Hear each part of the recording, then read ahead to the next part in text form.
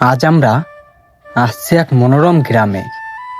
পাশ দিয়ে ধীরে ধীরে বয়ে চলছে ছোট্ট একটা নদী। তার পাশে সোনালি ধানের মাঠ, যেন সূর্যের আলোয় হাসছে। হালকা বাতাসে ধানগুলো ডলছে, মনে হচ্ছে প্রকৃতি নিজেই গান গাচ্ছে আজ। মাঠের ধারে ঘেঁষে কিছু ছেলেকে দেখা যাচ্ছে, হাতে জাল, কেউ বাঁশের ফাঁক দিয়ে মাছ আটকাচ্ছে, কেউ পায়ের পানি ছিটে ছিটে খেলছে। তাদের হাসির শব্দ চারিদিকে কেমন জানি প্রশান্তি হয়ে উঠছে।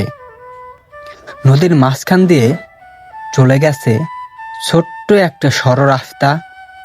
রাস্তা ধরে যখন হাঁটছিলাম, মনে হচ্ছে শহরে সব ক্লান্তি পেছনে ফেলে রেখে এসেছি। পাখিরা উড়ে যাচ্ছে মাথার উপর দিয়ে, কেউ ডাকছে কুকু করে, কেউ ডেকে উঠছে ঘুঘুর মতো শান্তির সুরে। এগিয়ে দেখি নদীর ওপারে কিছু জেলে তাদের জাল ফেলছে পানিতে। সকালের সূর্যের আলোয় সেই জালটা ঝিকিমিকি করছে, ঠিক যেন রূপালি চাঁদ পেরিয়ে আসছে নদীর বুকে। জেলেরা মৃদু হেসে বলছে, ভাগ্য ভালো হলে আজ অনেক পুঁটি মাছ ধরা পড়বে।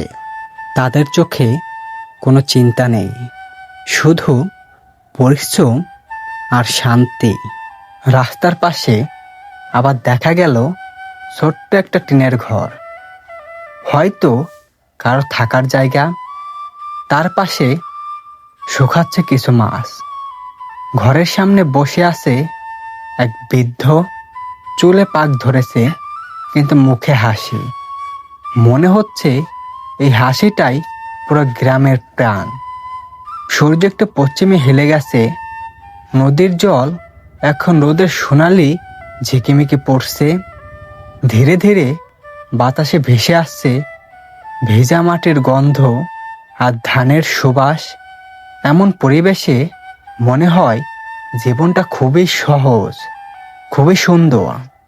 এখানে কোনো হুড়োহুড়ি নেই, নেই শব্দ, নেই ক্লান্তি, শুধু প্রকৃতির বুকে ভরা শান্তি আর হাসি। শেষে দেখি ছেলেরা এক বালতিতে অনেক পুঁটি মাছ ধরছে। তারা সবাই একসাথে হেসে উঠছে, যেন পুরো দিনটা পরিশ্রম ও হাসির মধ্যে সামর্থ্য।